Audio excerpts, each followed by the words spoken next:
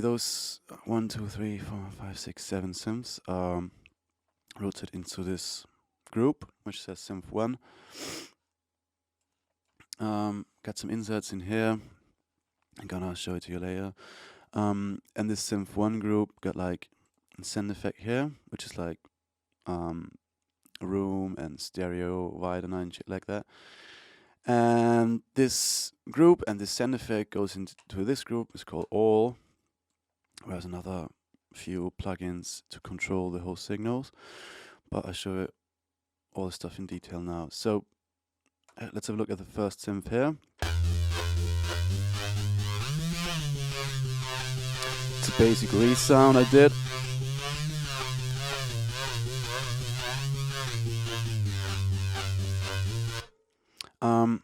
It's made in synth 1. You can see it's this thingy here. And it's like a really basic resound. I don't want to go too much into how I made this preset because I think you can, you know, Google it or YouTube it. Hang on.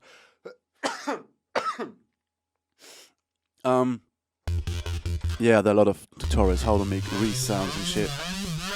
I don't want to cover that because it has been like rinsed. I just show you how I treat this sound, alright? Let me just turn off all the inserts here on the group, on the master, and all the send effects. So you hear, this is like a really, really basic resound.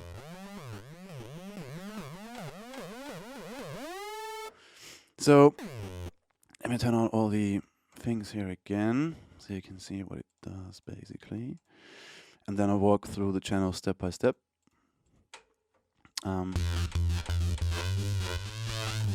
So in this actual instrument here, I got a FabFilter Q, which says, okay, I took out a little bit of the low end information here because I will layer a sub later.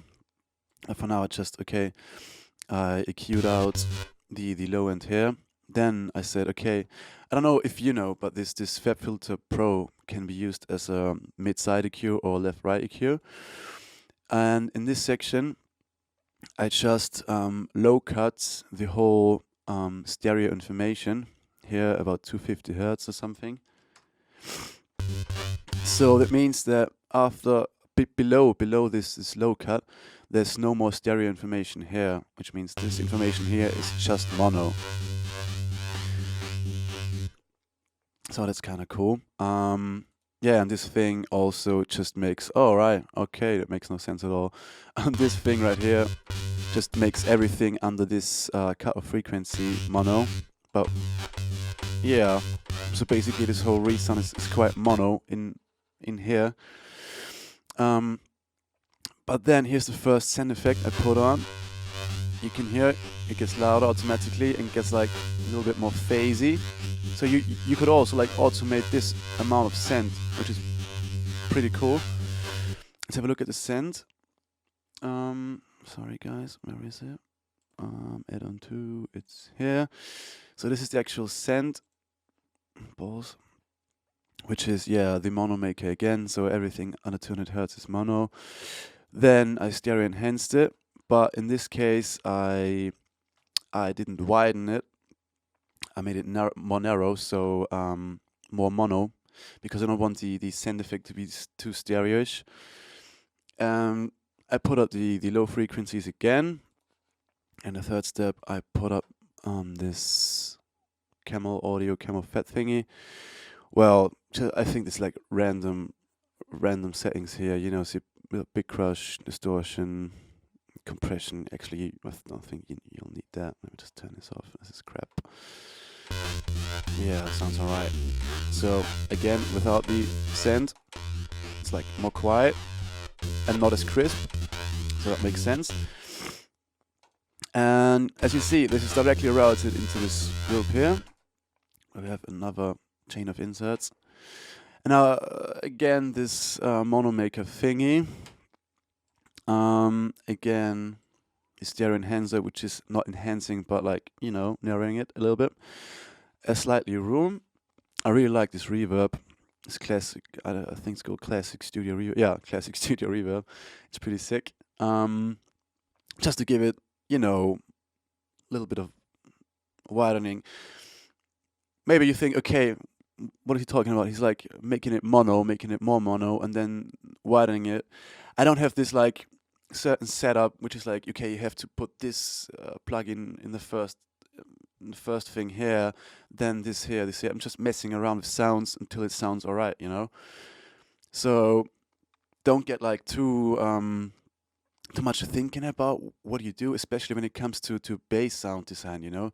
Just load plugins, load synths, you play around with it. You know what I mean? Don't get too educational and too much thoughts about the physics behind this stuff. In the end, it just matters that the bass sounds fat, right? So this is just the way how I do it. I'm just playing around with stuff, having in mind like some physical treatment, like the whole mid-side EQing thing, which is important, I guess. But the rest, the whole effect section is like not randomly, but I think you know what I mean. Like play around with shit until it sounds cool. So here again, the camel fat, and I think I did some automation on this filter here. Let's have a look. Let's play this melody. Yeah, you see. So the mix is also like 50-50 dry wet. So if you go in more, it would be like bleeding everything here, which you don't want. So just go to like 50-50 or something, so the original information is still there. And you get some kind of movement in your synth. So this is this chain. As you see, another tubing, separation and shit. Here's a notch filter, which is like, notch filters like this. Yeah.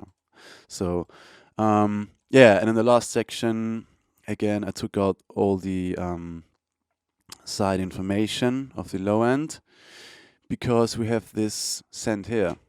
Oh, hang on, sorry. This send here. And we don't want it to be like too much stereo. And yeah, this group and the send goes into this channel, which is all where just some EQing again, the same mid-side thing, and like some dots where you feel okay, don't want this information too much here. This is like randomly, depends on which key you play in your keyboard. You should take out some frequencies which like are annoying your ears or something. The next one, another camel fat. You see there's like, okay, there's literally nothing here, so this is like useless. And in the last section I have this EQ, this compressor. And you see it's like really, really heavy settings. I use this because we have this original sound here and like 2 sense effects coming in. So the thing is, sometimes I automate the send as well. So you can see it gets more quiet and more loud. And I'm trying with the compressor here to, kind of keep the same level and make like kind of heavy bass sausage. So this is just to compress all these informations like this. In total, it's like 3 or 4 channels together. So that's a step. Well, so this is like the setup how I wrote those synths. And it works for me. So let me show you how I work then with this synth. I doubled this one and just kept in the mono information. So this is just the bass signal. So if you play those two together, you have now more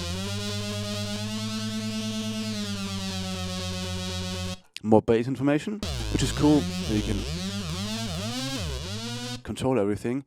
Another thing you could do is like double the actual mid information again.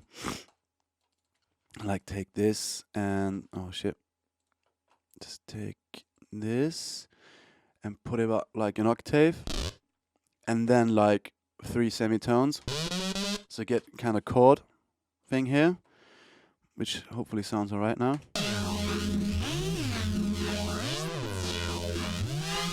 You get the twist. You get like some chordish thing going on, so you can do that as well. Doesn't sound too good now, but I think you get the idea.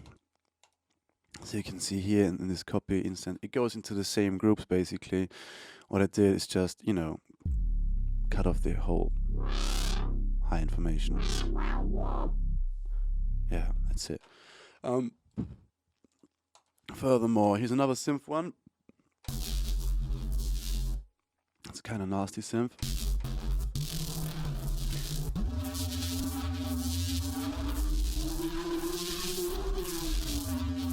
Sounds kind of heavy. This is one FM synth I did. So that just certain keys, certain spots with this setup where the bass sound actually sounds good. But you see, this is like, let me show you the spectrum. Good. Here it is. Where is it here? Oh, you see, there's like a lot of frequencies like weirdly going on. I think I tuned this one for the tune here in F. If you go on F sharp, it sounds horrible already. This is G, but there's some, yeah, actually some nice spots in here.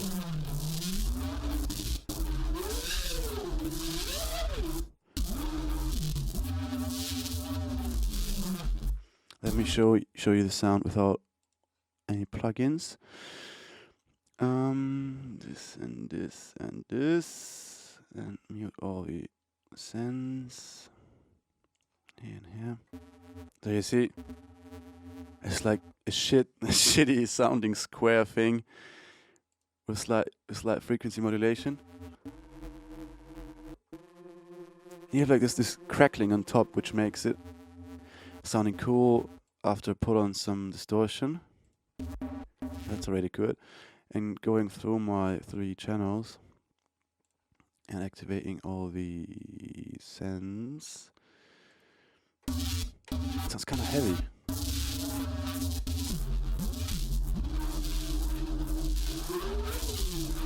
So yeah, that's Synth 1. Actually, it's like a really sick plugin. It's for free. It's really old, but it really works for me. And you literally can load like, I don't know, like 100 instances of this synth, and your CPU is still like 0%. So it's like really cool. Another synth I like is the Surge from Vember Audio. It's really easy synth to learn. It's really basic. This is also an FM synth I did. Basically, it's a pad preset from a tune by myself. So it would be like more of a pad. I just set like the filters cool. But in this case, you know, I just disabled all the reverb. So let's try a signal. I really like this around here where it's like kind of plasticky, you know what I mean? I think really wicked sound. Again, the whole chain here. Okay, I have like this compressor here, which is basically like pumping the sound. No difference at all. Okay, this EQ does nothing. Again, some camel fats. Again, some fab filter taking out the low end. Same shit, different synth. Here I doubled it, and I think this one is like, you know, octave higher. Yeah, exactly. So this is also a thing you can do. Just double your synth and pitch it up an octave or pitch it down an octave, and so you get like nice overtones. Again, you could try this chordish thing here. Just go up a 3, 5, or 7, for instance.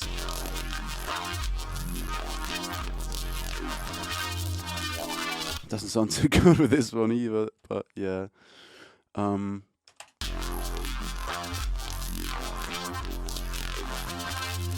And now you can draw like your automations in here as well. This is the one knob I showed you before. So, you know, just randomly be like weird with automation and shit. So you will see, come on. You will see this camel fat here is now filtering. If you got with a mix, you see that? Yeah, but you don't want that. You don't want the sound to be completely like faded out. So this is the surge synth. I can talk it through with you like quickly. You have three oscillators here. Let me just load a new one. It's easier. Hang on. Instrument surge. So this is the initial sound. So you have three oscillators here. Pretty straightforward. You can swap your oscillator here. You also have a wicked wavetable. Make like random sounds. Yeah, you can switch through your three oscillators over here. You can enable and disable them here in the mixer section. Then you have this filter configuration where you can say, okay, I want to have FM, so oscillator 2 is modulating oscillator 1, oscillator 3 is modulating oscillator 2, which is, hang on. You can say no FM or FM where oscillator 2 is modulating oscillator 1, or oscillator 3 is modulating oscillator 2, which is modulating oscillator 1, or both oscillator 2 and oscillator 3 are modulating oscillator 1. So you can go wicked here. This is the depth of FM you can adjust here. This is how the filter is routed. You know, if you like a feedback or something like that, you can do the ring and shit. So it's really straightforward, and you can see what you're doing basically, which is really cool. So you just click here, click it through, and yeah, you can see everything. You have two filters, one over here, one over here. You can route the oscillators from your mixer into these filters. You can go into one, into two, or into both. Yes, you have some wave shaper here with different settings. You rinse it up. It's pretty nice. A filter envelope and an amp envelope, and this section is also kind of cool. You have like 6 LFOs, which can be like routed to every knob on the synth. Really, really cool synth, and really easy to use. So that's it about the Surge. Let me show you the next synth I really like. It's the FMA. I really love the FMA. It's really, it's not an easy synth to learn. It took me quite a while to figure out some patches I did. You see, I always save like my patches. So if you make a tune, you just go back and play around. So this one, this is long, quite a phased thing here. Yeah, you see.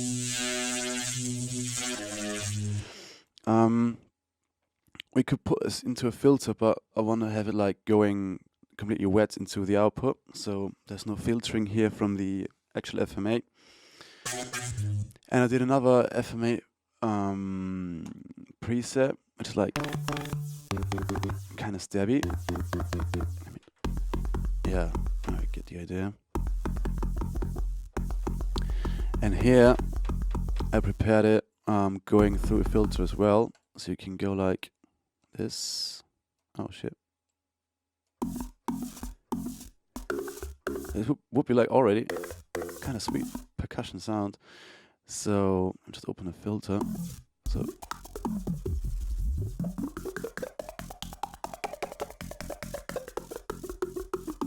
you can do a lot of shit with FM8, man. It's unbelievable.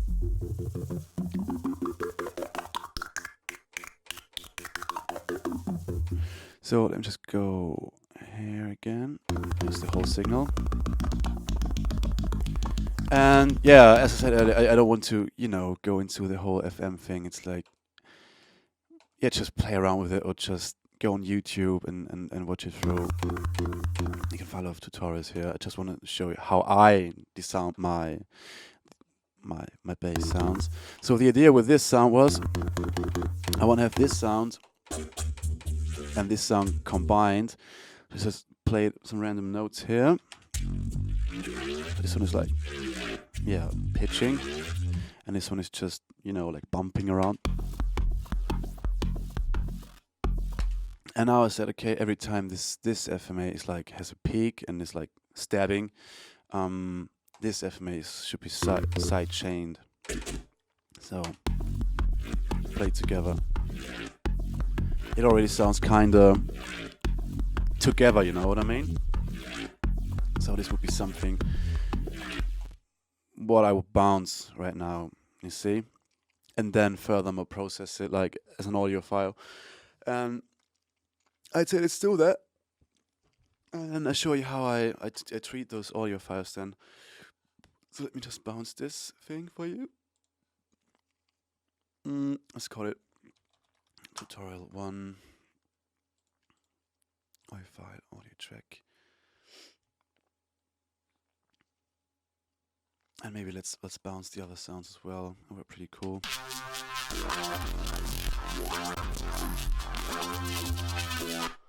Yeah, let's export that too. Oh shit, sorry.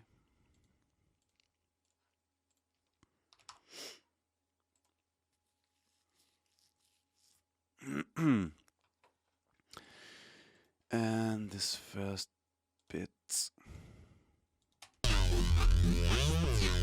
Yeah. Tutorial 3.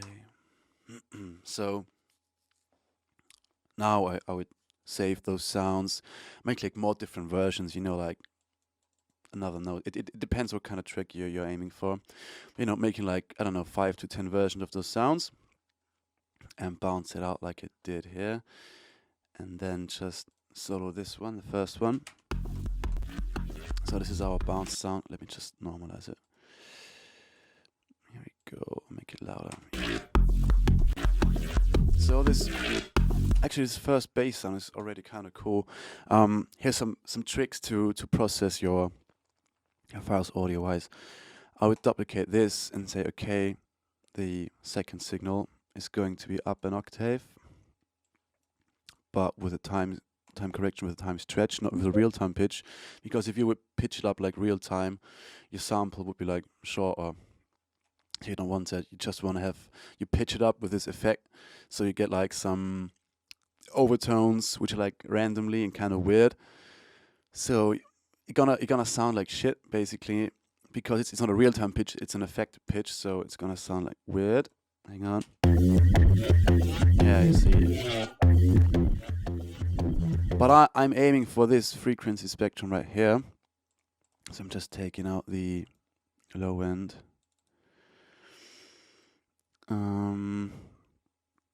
Let's see. Yeah, I don't want to have this section right here. Actually, we can take out a low cut. It's kind of distorted as well, but you won't hear that play together with the other one. So you can hear this kind of resonancy, weird spots around here. I think you get it.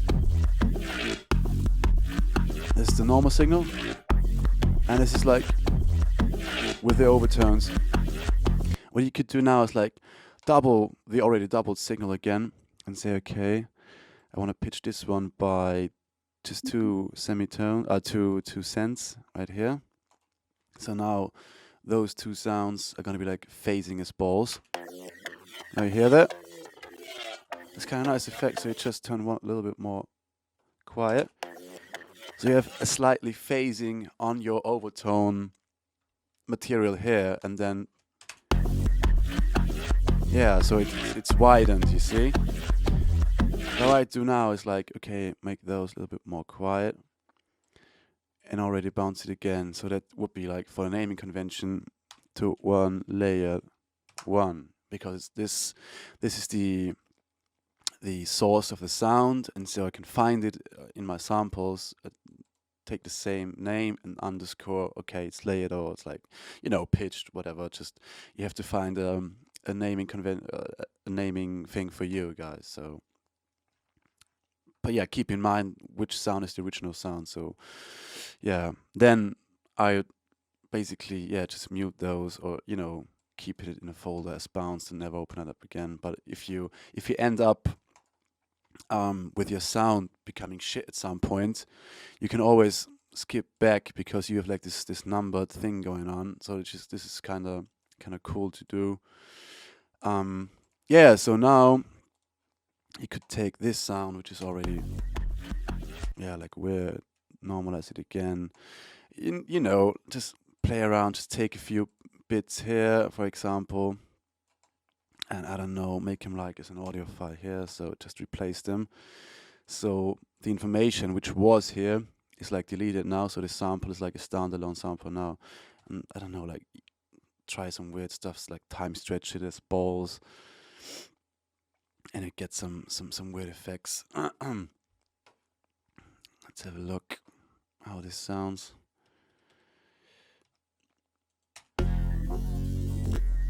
Yeah. Sounds like shit. Okay. What else could you do? Hang on. Yeah, I really like this actually kick kind of character here. So it just, make some kind of groove going on here. And then what you could do is like load another camel fat. Load your thing. Why is nothing on here? Alright. Then take a notch filter, for instance.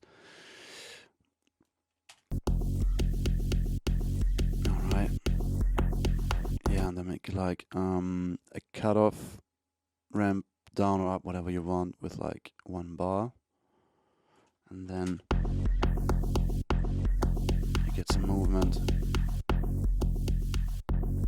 There you can see here in the frequency range where the notch is actually going down. So you can make it like more narrow. Here you can see the notch here, right? So what I would do now is like doubling this till here. Actually, maybe it's cooler to just double this groove here.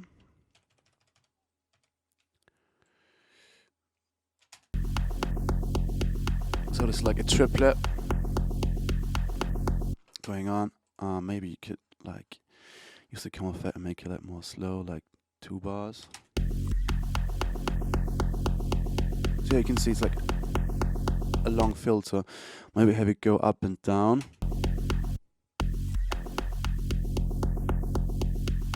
So you can hear the filter. I can show it to you as well. So you can see like where it sweeps. Where is it? Yeah, here, going down, going up, going down. So I would bounce this right now as well.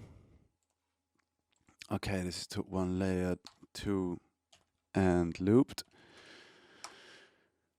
So bounce this, and then you load this sample into a sampler. For instance, you could use the contact, which I really like.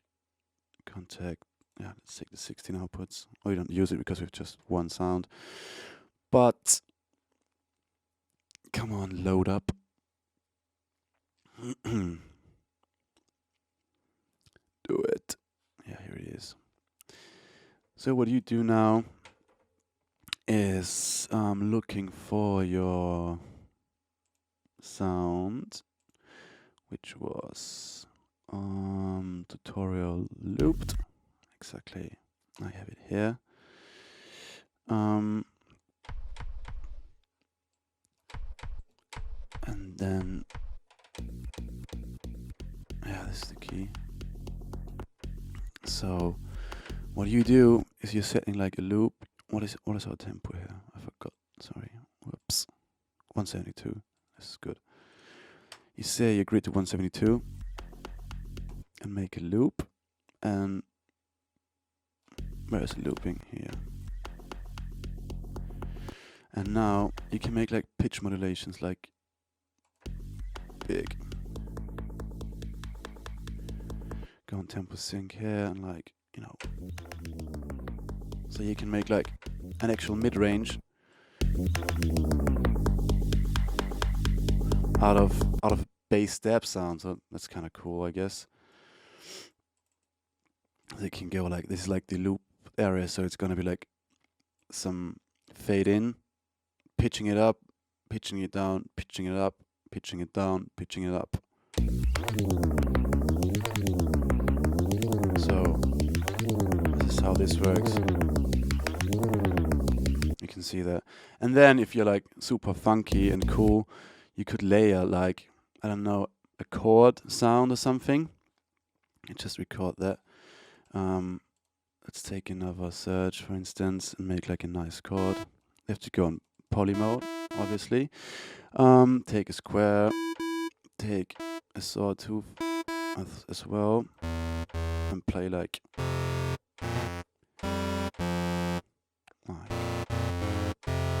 it's kind of nice. So you just take this chord. Where is it? Here.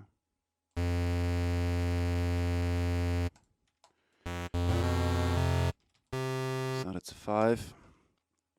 Hang on. Maybe give it like a filter sweep or something. So those two are going to both filters, and I want both to go into filter 1. I do like this notch. So we use this LFO to make like this curve here. It's too fast. Just look.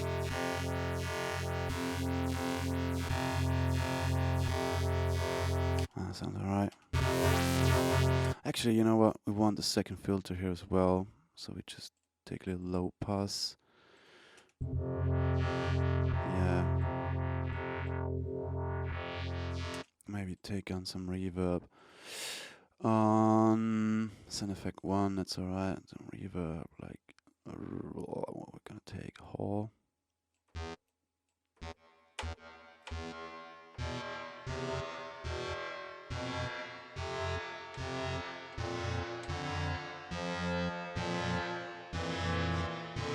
Looking for a nice chord here. That's kind of nice. Let's take this chord.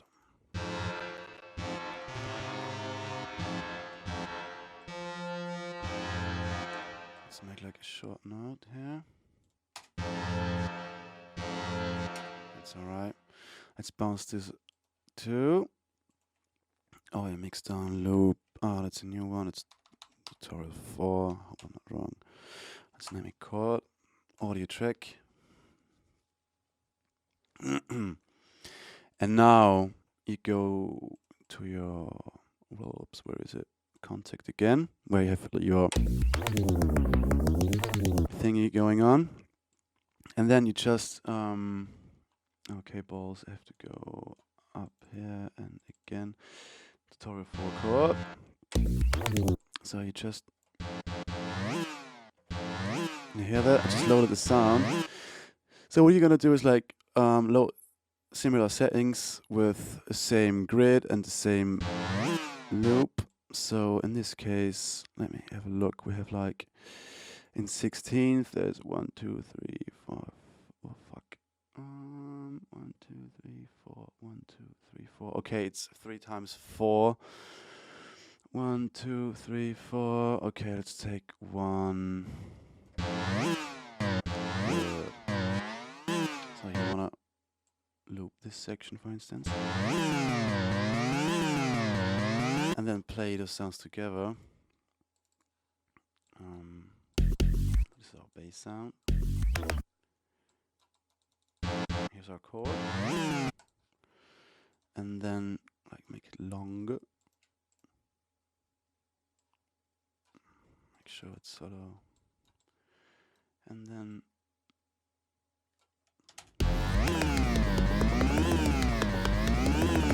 makes it like better. It sounds like crap. There you go.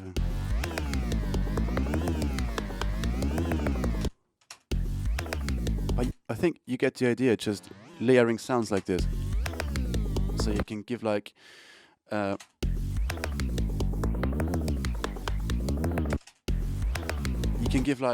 some overtones and some characteristics to like one of your synths.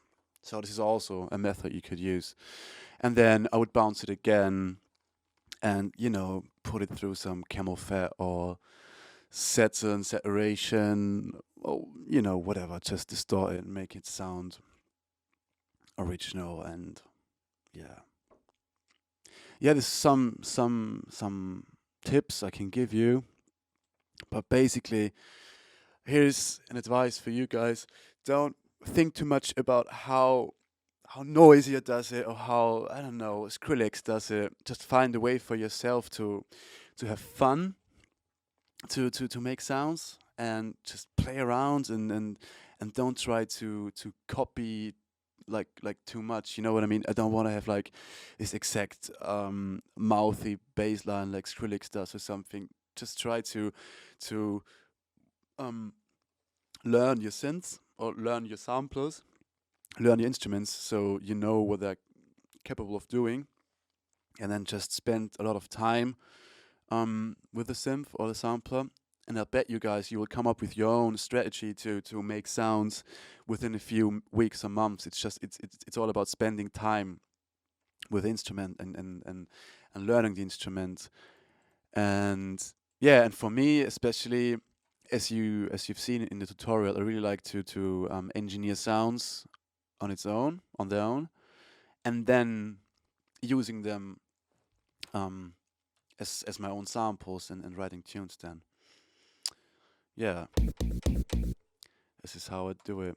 I hope the whole thing was kind of helpful for you guys, and sorry again for me missing out on the actual Bristol thing, but I think I was able to show you even more here and more in detail than I would be like on the stage, on the screen and shit. So if you've got any questions for a tutorial, just drop me an email or on Facebook or something. And yeah, I hope you kind of enjoyed it. And yeah, speak to you soon. Tschüss, auf Wiedersehen, ciao.